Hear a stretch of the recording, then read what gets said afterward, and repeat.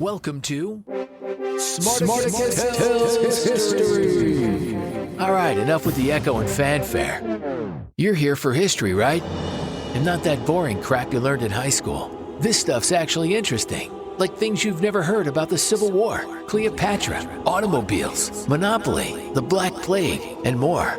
Fascinating stories, interesting topics, and some downright weird facts from the past. It's a new twist on some stories you may know, and an interesting look at some things you may have never heard. So, grab a beer, kick back, and enjoy. Here's your host, Smarticus. Hello everyone, and thank you for joining us again. Today's episode is going to be one wild ride because we're talking about the Night Witches of World War II. Now, these aren't the kind of witches that you might be thinking of, but I promise they are just as frightening to their enemies. In World War II, the Soviet Union suffered a terrible summer in 1941 when Operation Barbarossa almost destroyed the entire country. The Soviets did everything that they could think of to keep the Nazis at bay, but it wasn't going very well. During this time, some women were begging for the chance to join the army, but that in and of itself was a battle because women were not allowed to be in combat. One woman in particular, Major Marina Roskova, was not going to drop it. After being denied several times, she pleaded her case directly to the man himself, Stalin. She was then cleared to create combat units made of all women, and this is where the Night Witches got their start. On October 8th of 1941, Major Roskova created and commanded 3 aviation units, which were later combined to form the 588th Night Bomber Regiment. From here, they were renamed the 46th Tommen Guards Night Bomber Aviation Unit, aka the Night Witches. Once the doors were open for women to join combat, there was no shortage of volunteers. Young women, mostly aged 16 to 26, flocked at the chance to play a significant role in the war. About 2,000 submitted applications, and out of those, 1,200 were chosen to be split up into the 3 units. They attended the Ingalls School of Aviation and essentially took a crash course.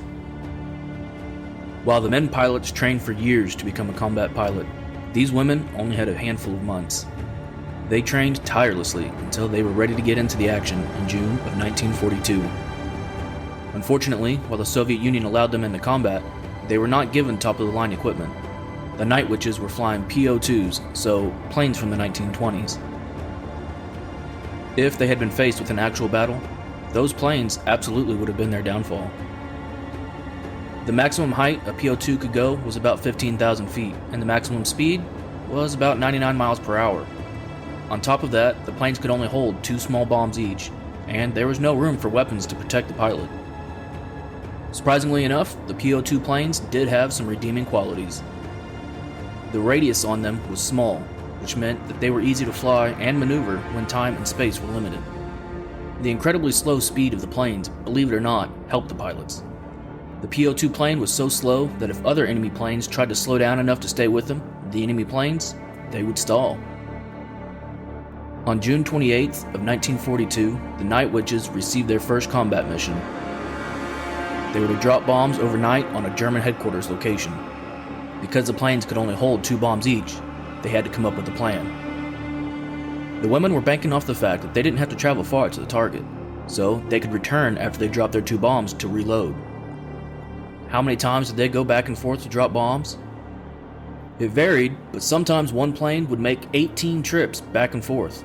That would make for a very long night. Another problem that the women had to solve was how to make the attack meaningful. If the planes just dropped their bombs one at a time, there wouldn't be a huge impact, at least not immediately. So, they decided to fly together, in one tight-knit pack, or a coven, if you will.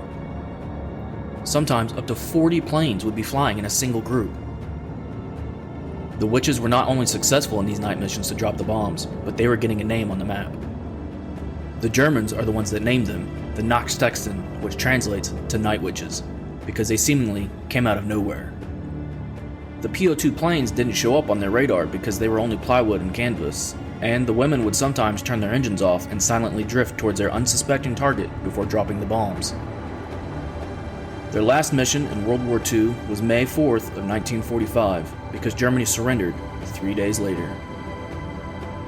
From June of 1941 to October of 1945, the Night Witches logged 28,676 flight hours and flew about 23,672 combat sorties.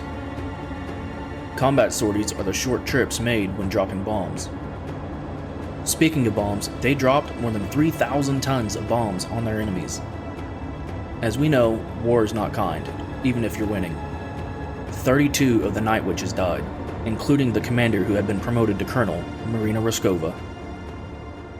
22 won the Hero of the Soviet Union Award, which was the Soviet Union's most prestigious and highest award. Thanks for listening to Smartacus Tells History. If you enjoyed this episode, don't forget to rate and review and make sure to subscribe.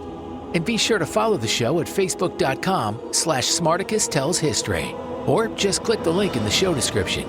Thanks again for listening. See you next time.